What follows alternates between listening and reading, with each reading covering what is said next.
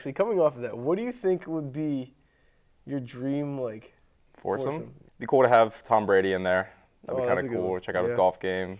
Maybe throw Steph Curry in the mix as well. I hear he's pretty filthy with an iron in his hands. And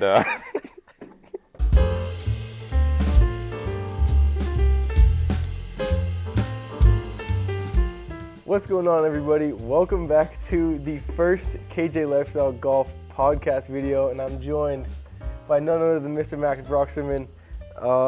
Figured we'd start to do a little podcast. I know they've been a little bit more, what's the word? A little bit more popular recently, especially like the Bobda Sports one. I think, doesn't Foreplay have one too? Foreplay, Barstool. Barstool. I've been watching a lot of the Joe Rogan podcasts. So we just figured we'd come on here and talk about whatever we get to in these videos. But I guess if you guys are new, just another golf YouTube channel, I suppose. Trying to do some challenges just to have fun with the sport. But I'll let Mr. Max do a little introduction. Hi, I'm Max. I've been golfing since I was 7. Kendall and I started golfing about 5 years ago? 5 years ago. 5? I think it was like 2 years ago. 2? You did club golf though, right? No. Oh, it's been a while since I've been in college, so we're a little rusty on the annuities. We're gonna scratch that word. Anyway, so 2 years now. Call it 3. Had a couple golf trips in the books now. Got Hilton Head. Twice. Yeah. Hilton Head twice. Yeah, Hilton Head twice. So definitely getting up there. Maybe we'll have a trip out west to come sometime, or absolutely. Still need to get up to myopia. But I'm golfing. Live down here in South Florida, working in real estate, and welcome to the show. There we go. All right, so a few things that I kind of wanted to go over on today's video. First one, I guess I'll start with, is kind of the bigger one, is Max and I are playing in the Bobda Sports Breezy Golf Invitational on November 3rd at Miami Beach Golf Club. I'm super excited for that. This is going to be my first kind of like, it's not a charity event, obviously, but like first tournament, scramble tournament. Max and I are going to be going in together and hopefully... Celebrity tournament. That's too. True, yeah. Might be some big names at it. Who knows? That's true. I think the last one they had Grant Horvat, Claire Hoggle. Imagine if D Wade pulls up. And yeah, imagine. Or DJ Khaled, because that's his home course. That'd be hilarious. That would be awesome. What if we're grouped up with them? That would be. Well, who would be his fourth? Jordan? Yeah, that honestly. would be quite the foursome.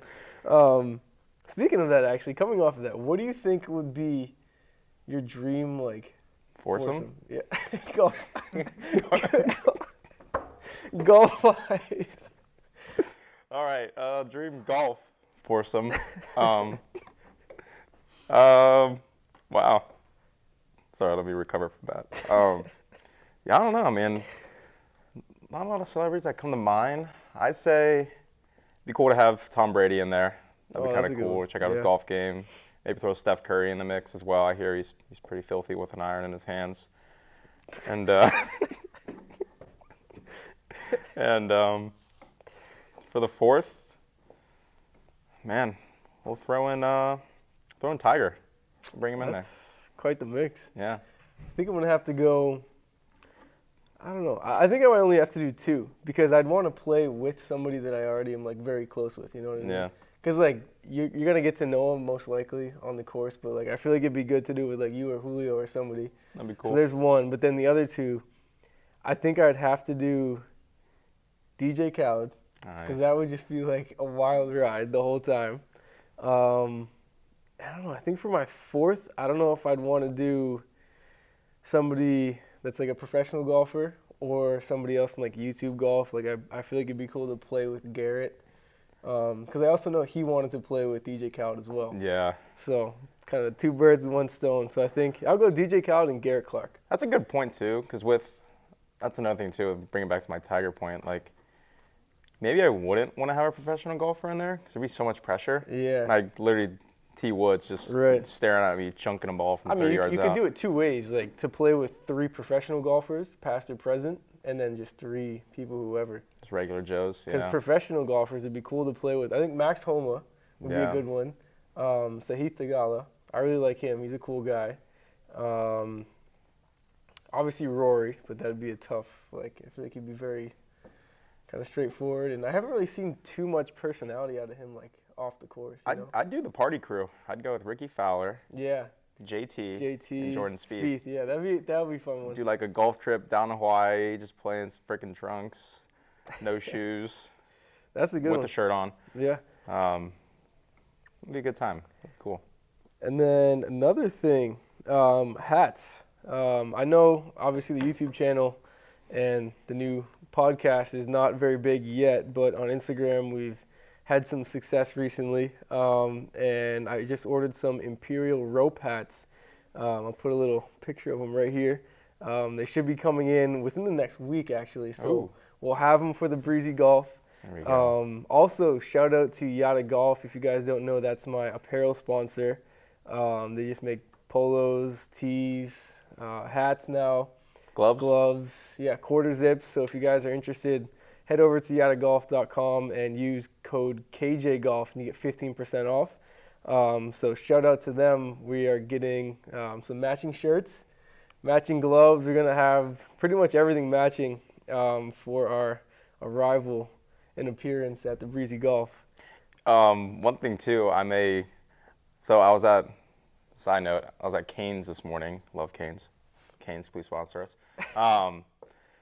Yeah, I was up there, and they have Cane's hats Do they? that say Cane's right here. So I was thinking maybe bringing that and then whipping it out on like a high stakes hole. There's like a hole where like we need a shot to happen. Yeah.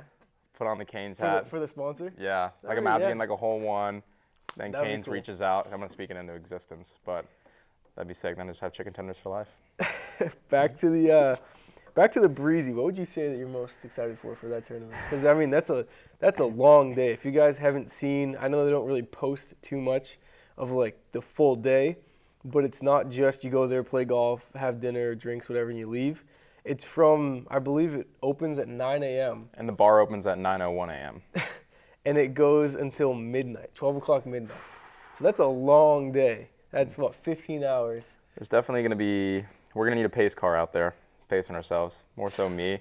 Generally, I don't like drink when it comes to golf, but if Bob and Fat Perez and Joey D are anchoring on some transfusions, I'm not gonna say no to have a drink with a big man. So that I'll leave up to Max. I personally do not drink, but I'm gonna have definitely a good time. I'm more excited for like the play a hole. Oh, that's gonna be because sick. they're gonna be spaced out on different holes. Obviously, we don't know which ones yet.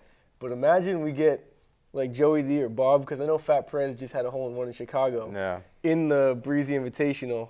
So it'd be cool to have one of them get a hole in one, because we're gonna be filming on camera. So if we get one of their hole in ones, I feel like that'd be huge for the program. If they were to play, so not if, when they play a hole, would you want them to play a par 3, 4, or 5?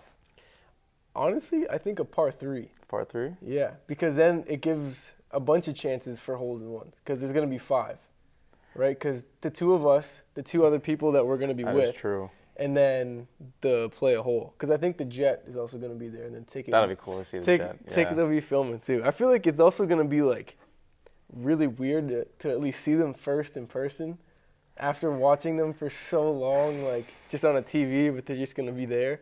I probably will have a fanboy moment. Yeah. But like I'm gonna go in there with no expectations. Yeah. Just brush up on the golf a little bit, and then just there to have fun. At the end of the day, it's day off work down in Miami. That's Hopefully right. the sun will be shining. Yeah. Well, I mean, it'll be November, so Oh yeah. more It'll be good. on the winter season. The other thing too is I wonder if Bob remembers, because remember I did the cameo for Julio. Julio's birthday. Yeah, so for Julio's birthday, I did a cameo to Bob, and I mentioned something like, oh, like a 2v2, and he was like, oh, that very well may happen one day. So I might have to bring that up to It'd him. be crazy. Because they're also moving down here to South Florida, because they're all coming back down to Jupiter. Yeah. So they're going to be in town. We're only about an hour drive from Jupiter, and that would definitely be worth the drive if we can get in a video with them, another one. You have to work something in with the course. Be like, I hey know. Bob, Yeah. you over to Grand Oaks or something? I don't know. gotta figure out what to say to each of them that's memorable. You know what I mean? Like memorable, but not like it was just like, oh, that's just a kid that was like trying to do X, Y, and Z. I'm gonna go. I'll say I don't know what I'm gonna say, and me personally, I'm not gonna like plan it. Just kind of It's go gonna with come it. off the dome, Yeah. but I just hope the game performs so they That's- remember that. If I could hit like a that's miraculous shot, Yeah. you know, that'd be sick. Because I think Grant just won the Chicago one. So we'll win this one. So I hope so. I don't know who his player was. Calling it now. We're winning this. He's calling it now. We're Calling winning. it now. But yeah, also at this they have like the range games. Yeah. We try to hit Bob in the picker and stuff, and just a whole other bunch of activities. Definitely was not cheap by any means. It was, it was quite the greens fee or initiation fee, as you will. But Could have played some nice courses for that cost. that's very. We'll put that out there. Probably could have played Pebble. I think Pebble's around that. Could have been Pebble. Definitely could have played Harbor Town. Without the caddy. That's the kicker. Yeah.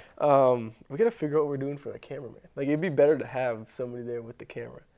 I mean, Scott's in the background waving his hand. Like we'd love to have him, but I don't know if we allowed to. Like, see that? because that's like an extra person. Like he's not playing, but he's still there. Part of the experience. Yeah. They'd Yeah. either pay a fee. Well, it's like with rallies. Like you have the driver and the passenger, but the Right. passenger still has to pay to be a part of it.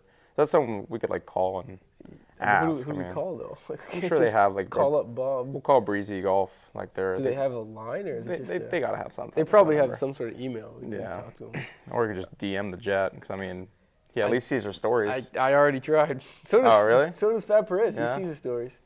When I posted when we were going, I posted like a little, or after we had kind of finalized everything, I posted a video on my story and tagged all of them saying like getting ready for November 3rd. And all of them except the ticket saw it, which is cool. Because like That's Bob, pretty cool. Joey Oh, B, Bob saw it. Bob saw it, yeah. That's I was like, sick. they're watching, so. Yeah, so that was covered. Breezy Golf Invitational, that's going to be a good time. The hats we got coming. Another bold move here.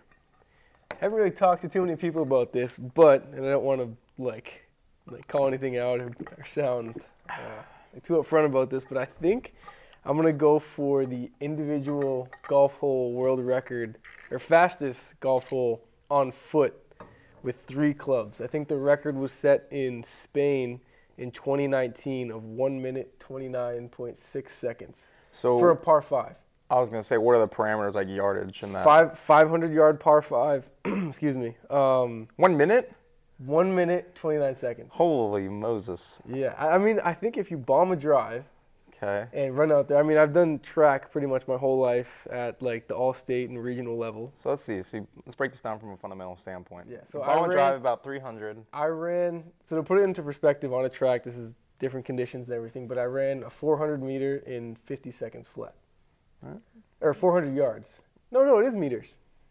Yeah, meters. Yeah, it's meters, so that's Yeah. a little bit longer. Yeah. So, say you hit as soon as you hit the drive, you take off running, drop the driver, you get 3 clubs too.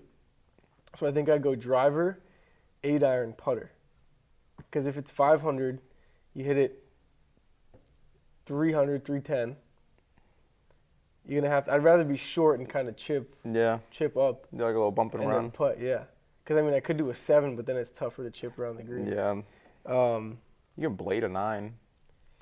I like the Yeah, 8 though. like a Because little if you really get a hold of it and it happens to bounce like 320, Yeah, that'll get a flyer. like I mean you poked a couple out there pretty far. Yeah. So I think I wouldn't start running until I know, like I wouldn't do the attempt until I know that the drive was good. Like if I spray one right, I'm just not gonna run because I know Yeah. it's not gonna Yeah, do we'll it. have to get some trial runs in. I was gonna say yeah. Honestly,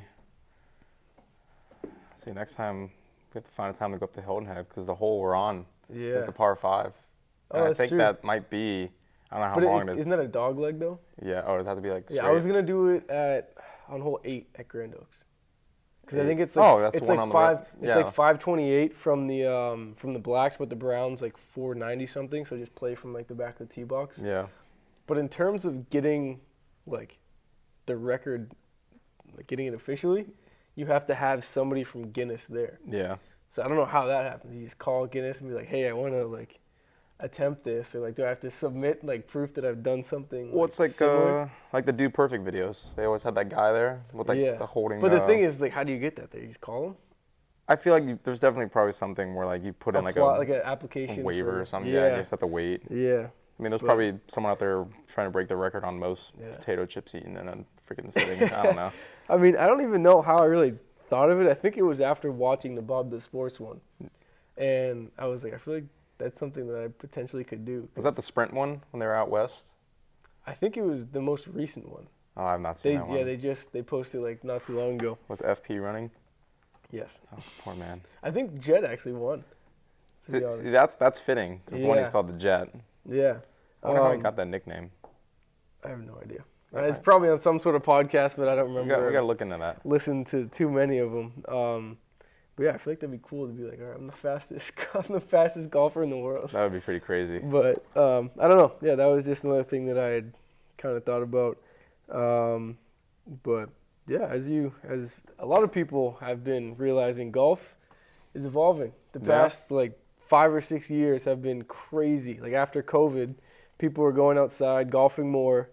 In terms of the sport, from where it was 10 years ago, or even 5 years ago, to seeing where it's going to be in 5 years, where do you think, or what do you think that's going to look like? The younger crowd has definitely taken over. So winding the clocks back when I used to play with my dad back in Ohio, like you would never see like people our age out, like going out like golfing on like a Sunday, and like it just wasn't as popular. But now it's like I got buddies of mine who used to like kind of hate on golf back in the day. They're like, oh, it's an easy sport. I never played, boring ball. Now they got the golf bug. They've been playing 2 years, getting lessons. Like they absolutely love it. So I mean, I think golf's just gonna be more and more up and coming. And who knows?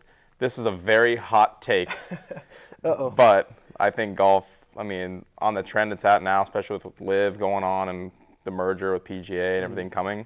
I mean, I could probably start surpassing baseball. I mean, like I hear so much things that people going like, oh, like I don't really care to go watch a baseball game or stuff like that, which I love baseball.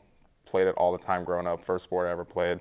Played it the longest too. And, but yeah, I mean, it's just something about golf. Like when you're out with your buddies, having a good time with the music playing, I mean, nothing beats it. I feel like in terms of golf too, it's so unique in how you can enjoy it. You can do it so many different ways. Like obviously you can just go out and play your home course, public course, whatever. Or obviously if you're fortunate enough to have friends that are members somewhere or connections at different places, and you kind of have the ins and outs of other courses in other areas, no matter where you go in the world, most likely there's going to be a golf course, and every single one is a completely different experience. So if you go overseas to like Ireland or Scotland, obviously it'd be sick, like the birthplace of golf.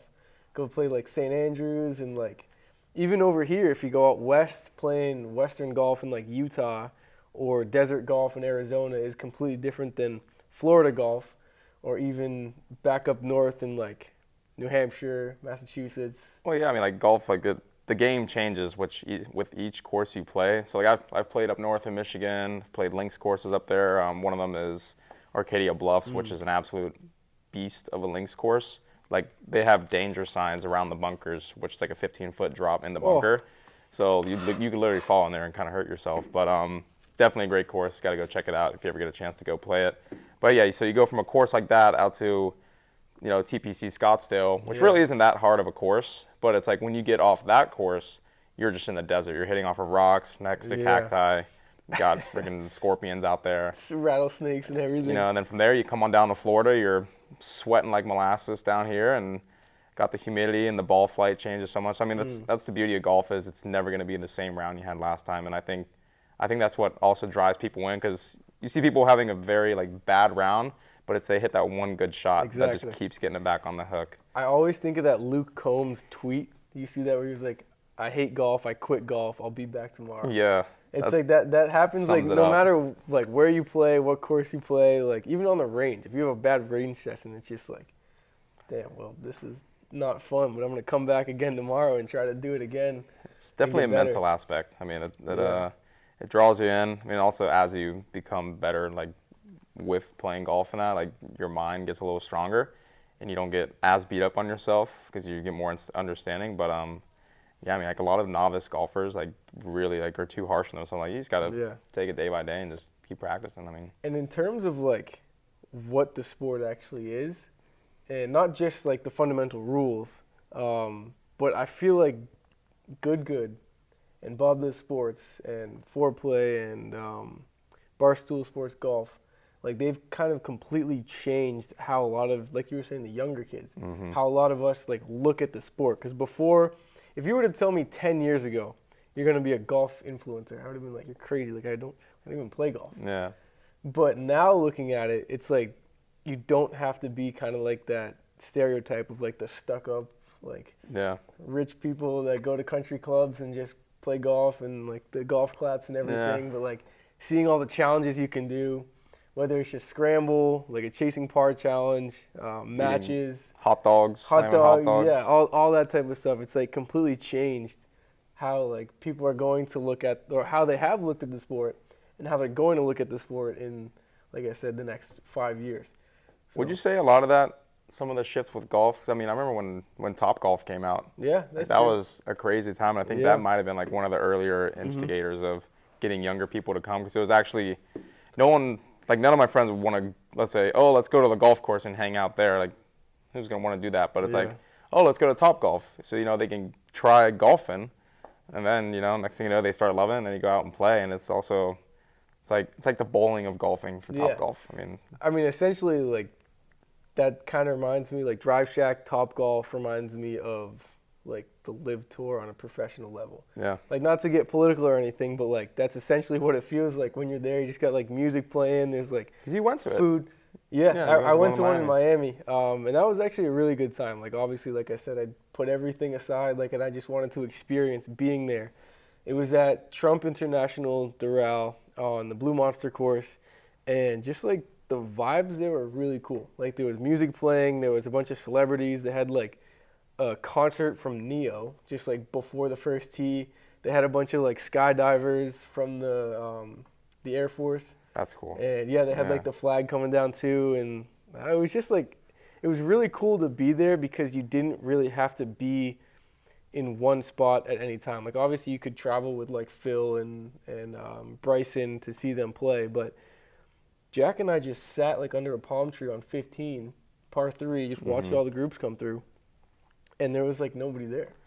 And obviously that's as it grows, but it was just nice to just kind of sit there and be like, wow, this is like, on a nice course, like Yeah. watching all these guys come through. That's how it used to be at Harbortown. Like growing up, I used to go to Hilton Head every summer, and we'd go watch the tournament too sometimes in the spring. And 5 years ago, this is also coming back to like how we're saying golf has been growing a lot on like the younger generation. Like, we used to go to the tournament, and you can be standing right next to some of the world's top 10 playing in it. Like, wouldn't have to throw any bows, getting up to the front of the line. It's literally just wide open, walking down the fairway. You can follow them every hole. Now I went last year and the recent tournament, and like, you want to get next to like a big group, you have to get like 4 holes ahead. And now they actually just made it. It's now a mandatory tournament. There's, I think, four tournaments a year now besides the majors that was like the top players or just the pros, like they have to play that tournament or else they'll get fined. I know Rory It's like $3 million. didn't play, now he has a like $3 million fine. And the purse of the RBC Heritage is more than the Masters. because the Masters is right before it, right? Yeah. The RBC is like the next one after. Yeah. So I usually remember like hearing about that. after the major, all the big name players would take a break and relax after the tournament and wouldn't really go play it. Now you see everyone pulling up to the tournament. And a little fun fact of that tournament too, it brings in about a little over $100 million to the island in that 1 week of Really? the tournament. Yeah. Wow, I didn't know that. Crazy. Yeah. Yeah, because that was cool when we went there that first time. We were up in the locker room. It was cool. They still had the little name plaques on all the lockers. So we saw like Rahm, Rory, Scheffler, like all the big names. It's just like, oh, this is the locker. And I don't know. It was just such a cool like feeling to be like kind of where they were and like looking out over the first tee box. What from the locker were room. what were your 2 of your favorite holes on that course? I think I'm going to have to go, was it 15, that par 3 that I birdied? The long one? Remember we Yeah. played the tour tees. From Yeah. the tips, yeah. We played the tour tees and fortunately birdied the hole. That was And some 2 then- great shots too. We were like Yeah. 215. Yep. And then definitely 18. Yeah. Going, I mean, that's kind of like the Can't- staple hole going back towards the lighthouse, but that was an unfortunate turn of events there for our match. Tough day on the links, but memorable still. But I mean, that course, if you don't hit fairways, it will devour you. Yeah. And it's actually that reach and punch video I just posted. That's literally the shot that you'll have to master on that course, is low punch shots. I was gonna say, cause like I honestly found that course to be a little bit more forgiving in terms of finding the ball. Yeah. Like it's not like, of course, I just played Osprey Point yesterday, which is in West Boca, I believe. If you hit a ball right or left, it's just in the woods, it's gone. Mm-hmm. But kind of at Harbor Town, depending on the hole, you could find it, like if it gets caught up in trees and just drops down. Be in pine straw. You have a punch-out shot, which honestly I like because, you hit a bad shot, but at least you still have a chance. Yeah, you can recover. Like, and that's, obviously it's like I should have been in the fairway, but the chances you're hitting 18 fairways, at least for us, is not very likely. We got to get a little more dialed for that. There's always next time. Yeah. But yeah, I mean, in terms of golf trips, I know we kind of mentioned going out to Utah. Where else do you think you'd want to go in the foreseeable future? I know a lot of people say like they want to go over to like Scotland and do the whole links course over there. You eating too many cookies back there and the chair is breaking? What's happening? But yeah, I mean, honestly, there's some cool courses. Honestly, it'd be really cool to play golf on, multiple continents. Obviously, I don't know if you can play golf in Antarctica or whatever, but maybe someone will build a snow course out there. That'd be crazy. But imagine first hole in one in Antarctica. I'd go down there, design a hole in the snow, and then hit it. You'd have to use almost like a different ball, because I feel like it definitely wouldn't travel. You probably have to club up like twice or three times. Also, if you catch a hosel rocket, that will sting so bad. Holy crap. You can play, that'd break. I was going to say with ice, but if you play like an ice ball, then it would just shatter. Yeah, that one wouldn't go. We'll table that for. But in terms of like, if we were to say like, all right, Max, we're going to go film a video. Go plan a golf trip somewhere. Yeah, in this place for X amount of days, where would you want to go? I'd want to go to Hawaii. I always know like when the PGA tournament kicks off, after like the FedEx Cup and now the Ryder Cup, they always have that opening tournament in Hawaii. And there's this one hole I've always wanted to play. It's like one of the longest par fives on tour. It plays like 650, but it's like downhill, dogleg left, and then you have like the volcanoes in the background, and it just looks gorgeous out there. So I feel like that'd be kind of cool, because you can also kind of island hop too, and maybe play different courses there. So that'd be cool, like week-long trip. I was gonna say it's a long travel. Yeah. Travel for it's a hike. That. You need probably like definitely a week at least. Week and a half. Yeah, a week and a half at least. 2 days, like a day and a half would just be getting there. But in terms of like a 3-day trip, like if we left on a Friday, came back on driving Sunday or flying? Flying. Flying? I'd say it'd be kind of cool just to go golf in like the Smoky Mountains. Something different. 'Cause I've golfed in Ohio, Indiana, Michigan, out west and all that, but I've never really golfed in like the middle states. Right. So it'd be kind of cool to like play in the mountains. Someone I follow on Insta used to play for Nova, Kush Patel. Oh, yeah. He was playing, and I commented like where one of the holes was, because he was in like a valley hitting, and like the trees, it was gorgeous. And it was actually like somewhere in the mountain range, I think, like in the Virginias. So that'd be kind of cool. Maybe do that.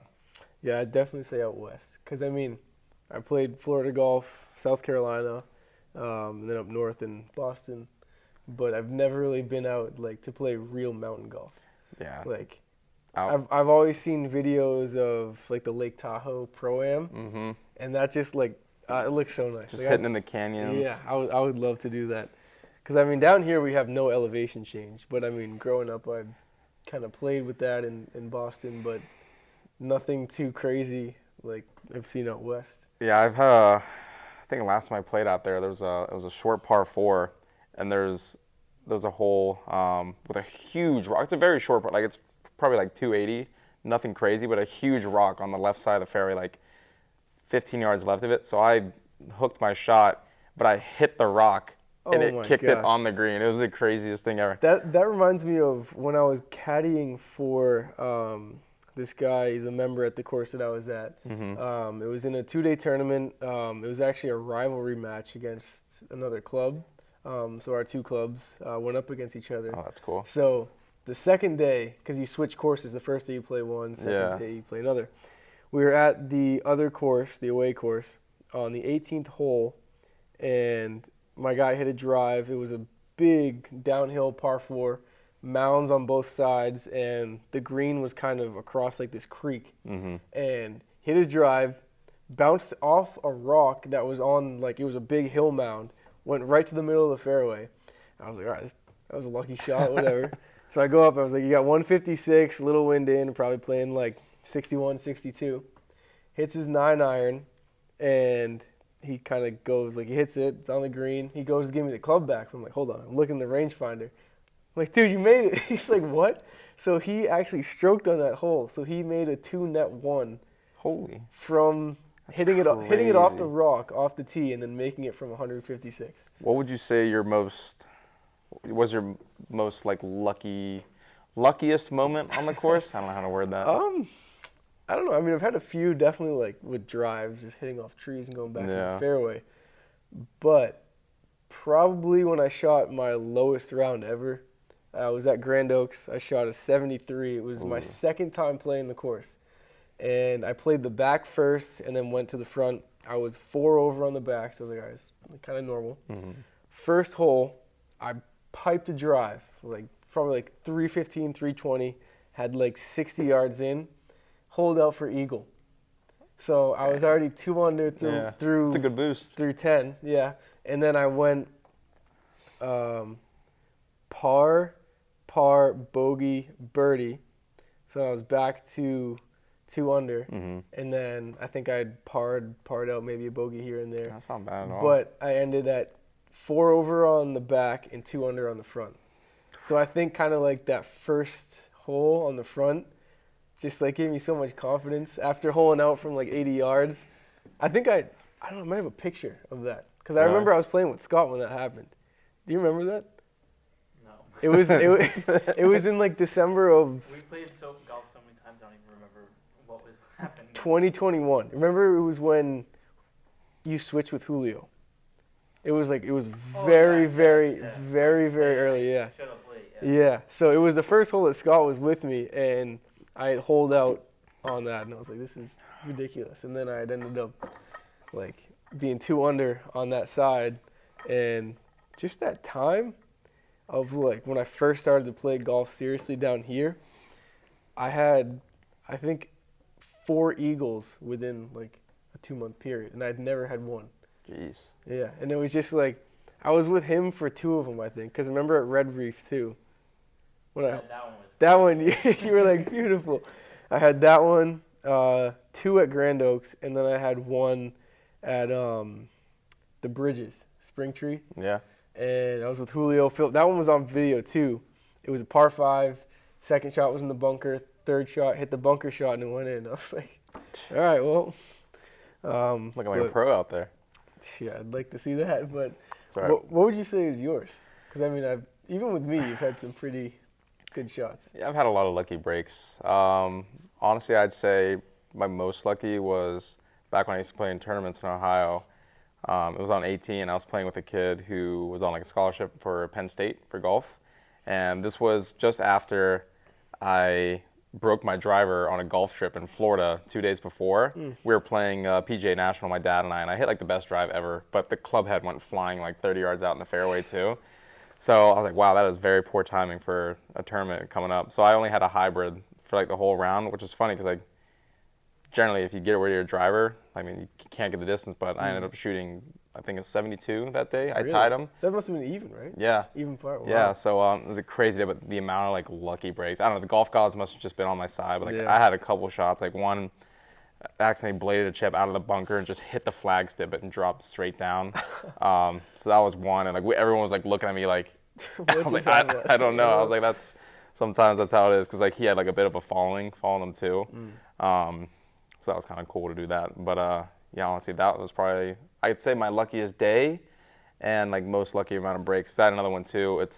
There was an approach shot on 17 where the hole has like a rock wall in the front of it, and I was 240-ish out. So with that my hybrid usually only goes like 230, but we were a little downwind. So I was like, you know what? we'll go for it. So I hit the shot, and I literally thought I was gonna be in the water. I like looked away, and Yeah.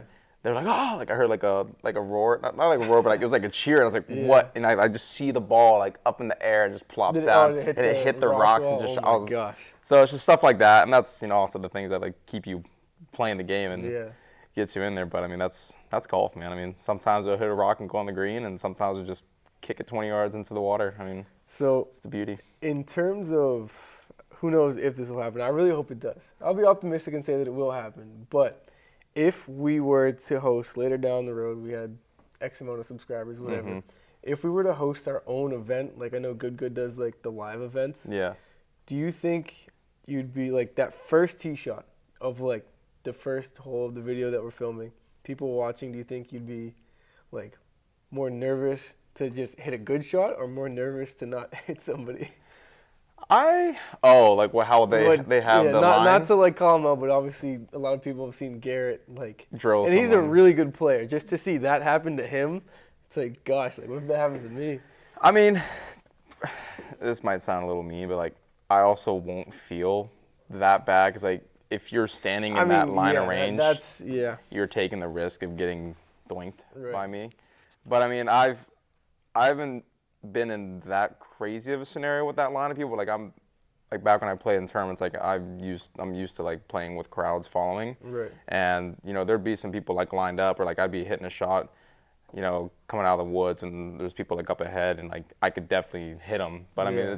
it's stuff where like obviously you play more, you just block it out. I mean, so like I don't think I'd be nervous like if I'm gonna hit a bad shot or anything. The only thing like I don't think you can avoid first tee jitters when you're playing with the crowd. Yeah. It's just a natural thing, It's also like an added thing because of it's like all right, this is like in front of a live crowd. It's like a Mm-hmm.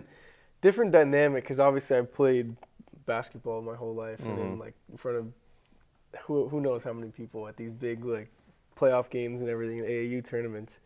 But I feel like it's a different dynamic because like with basketball, I feel like it's kind of more predictable in terms of like all right, I've practiced X amount like. The chances of me just shooting a three and have it like go directly to the right is very low. But like in terms of golf, it's like obviously you have your fundamentals and like your like swing routines and everything.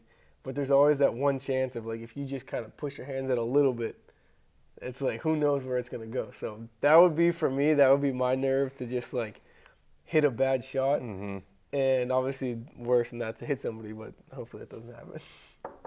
Yeah, right.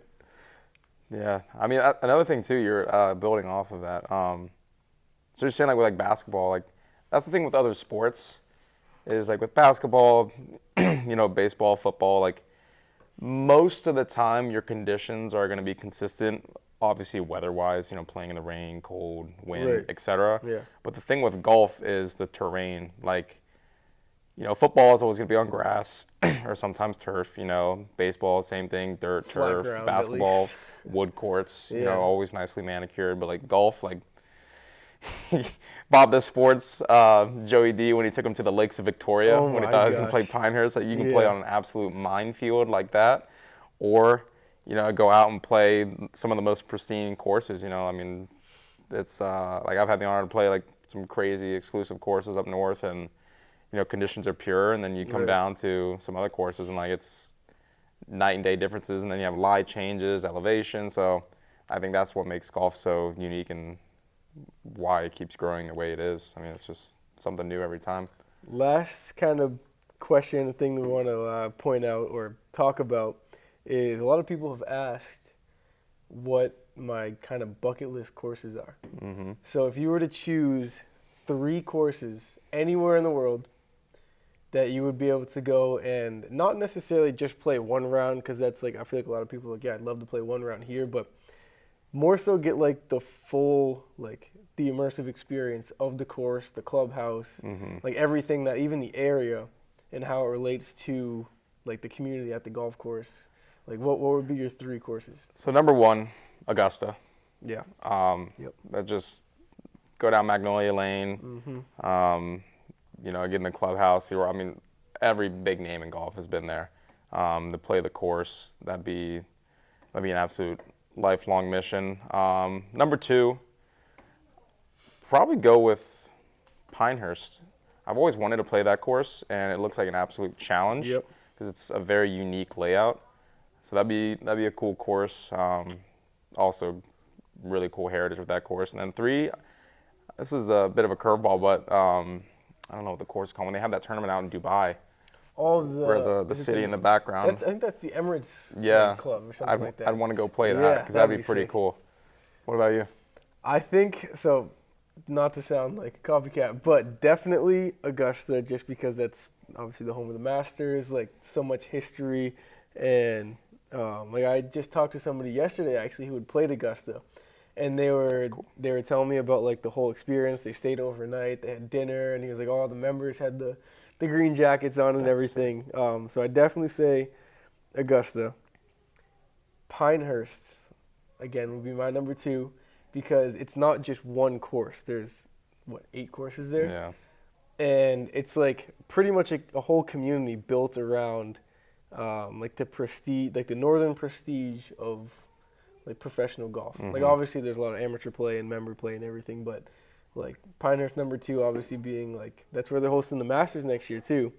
Being the main course, and they have like, it's a whole village. Yeah. So I feel like that'd be cool to be like immersed in like a whole community that's based around the sport, and that's kind of what people do down there. Yeah. And then number 3, this is a must, would definitely be St. Andrews. Oh. Because I mean, going over the Yeah. bridge, like that's gotta be like one of the best feelings. That'd be cool. I mean, you could hit some. I mean, you really have to hit driver there. The I- ball just runs so anywhere, much. yeah. I feel like that'd be such a challenge. I mean, I hope I get better too as the years come, but I feel like that course would still probably eat me up. Just how like you can't play like a normal golf course like we do like here.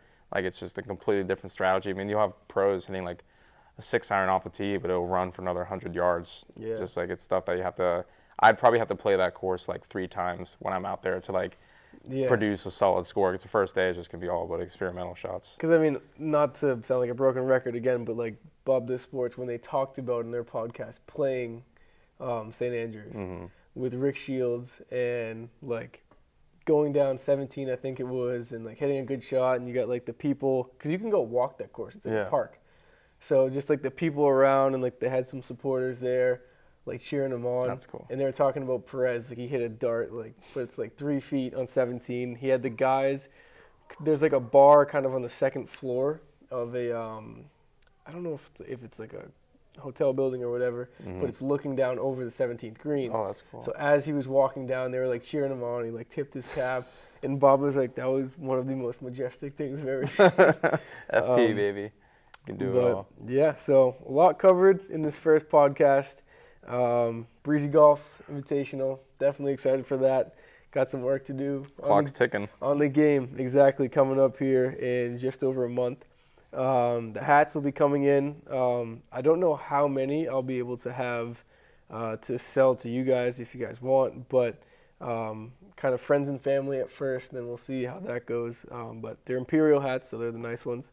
Talked a few about the courses that we want to play.